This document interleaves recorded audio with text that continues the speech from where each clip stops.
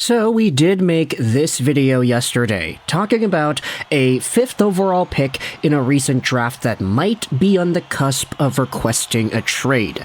Elliot Friedman brought up the idea, or he didn't even bring it up, he just kind of insinuated that the idea exists in the recent 32 Thoughts written article, but that was yesterday. What happened today? Well, things kind of got worse in that respect, and I know the last video on the channel was also an it got worse quote-unquote type of video, but today we are revisiting Kent Johnson once again because not only has this entire situation of him being scratched ended up in the AHL, but now we have even more people tossing around the idea saying that a trade request is more likely than ever before. I don't want to do too much of a cut and paste from yesterday's video in today's video, but Kent Johnson, 21 years old, 5th overall guy, 2021 draft, taken behind Luke Hughes, McTavish, Beniers, and Owen Power. By the way, I want to talk about Matty Beniers a little bit later today. That's going to be another video too. But Kent Johnson was a super stud with the Michigan Wolverines. He was a super rookie last year, half a point a game. This year, 3 points, 8 games played. And we had ourselves the news earlier this morning that the Blue Jackets have recalled Igor Chinakhov from the Cleveland Monsters and sent Kent Johnson to Cleveland. Here is one of the replies that I was interested in showing off here. Merlin Murals goes out there and says, "This is better for Kent Johnson's development. Last year with a wrecked lineup, he got top 6 minutes in first power play time. That's not the case today. Let him cook in Cleveland, and if somebody in the top 6 is hurt, then he can come back."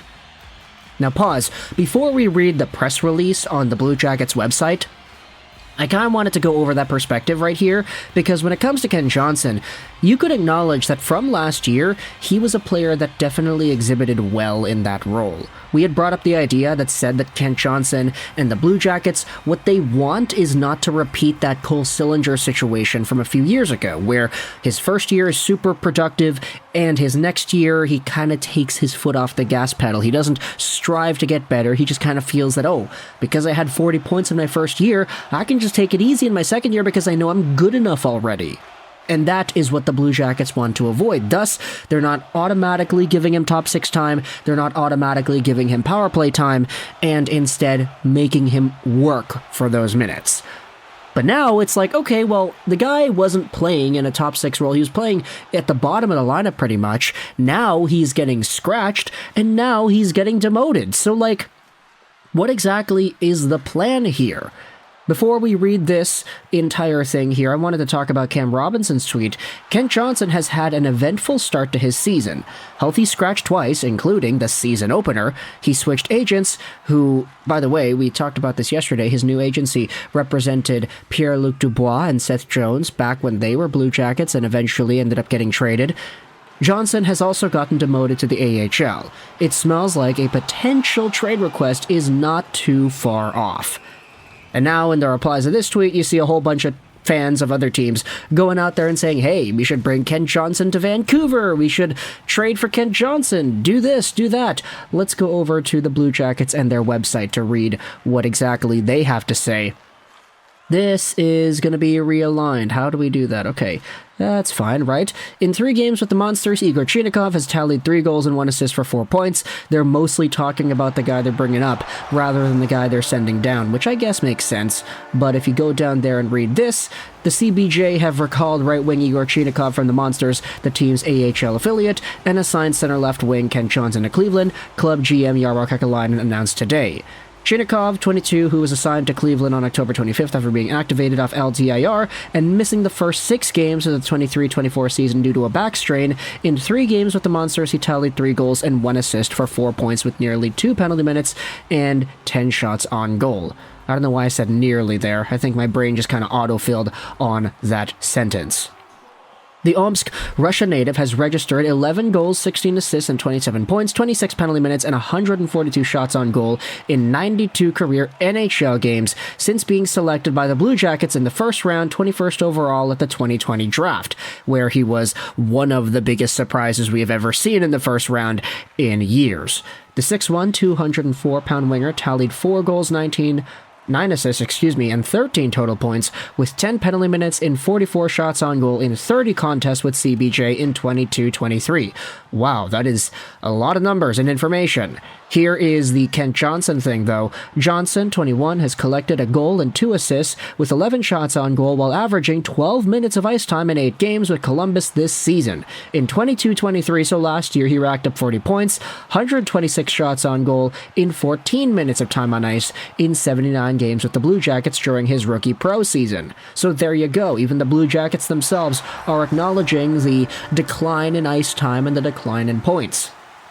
A native of Port Moody, BC, Johnson was the club's top pick, 5th overall in the 2021 draft. He played 2 seasons at the Michigan Wolverines, where he registered 64 points in 58 games, and he also played for Team Canada at the Olympics, IHF, World Championships, and World Junior Championships. Yeah, he was at the Olympics, right? I completely forgot about that.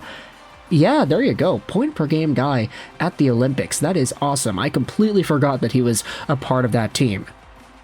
The Blue Jackets then return to action on Saturday. They visit the Washington Capitals, etc., etc. It doesn't really give you much information other than like the basic profile here, but at the end of the day, when it comes to a developmental point of view, you could very much argue that this is the right thing to do. Here's a tweet made by Mark Shig. He does stuff for Columbus on the Hockey Writers.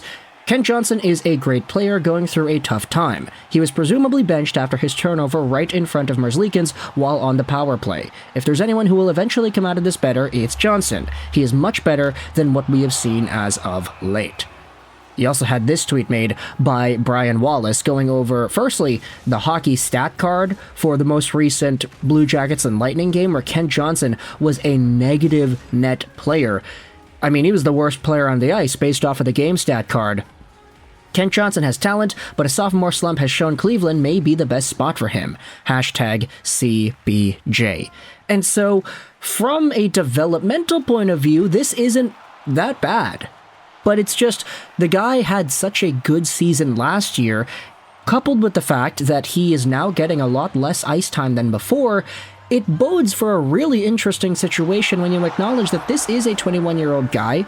Sure, you could say he's really young, he's got a lot more room to grow, but I'm going to be honest, if this guy ends up going through this entire process, he just goes to Cleveland, he does his work, he puts up and shuts up, he gets his everything done. If everything goes well for this guy, and he eventually becomes a 70-80 point player with Columbus, I'm going to have the utmost respect for that and his overall development, because if he buys into this plan where Kent Johnson is getting sent down to Cleveland and dominating that league rather than scoring however many points in fewer NHL minutes, then I would honestly admire the confidence in the Blue Jackets plan that Kent Johnson has, because with this situation, everything folding out the way it has been, I would not be surprised if Kent Johnson requested a trade. I don't think any of you would be either. Top prospect, top 6 guy, first power play guy. The season after, they're like, oh no, we are not injured anymore, so we're not going to play you in the top 6 anymore. We're going to give you fewer minutes, you're going to get less of a role, you're going to produce less, you're going to be worse, and then we're going to send you down. Like, what? When you say it like that, it's so weird. But either way, let me know your thoughts in the comment section below about the Columbus Blue Jackets sending Kent Johnson down. Igor Chinnikov is back, which is good, but at the same time, this KJ thing is a much more difficult situation to handle, I feel. Let me know your thoughts in the comment section below. I hope you enjoyed this video. And bye.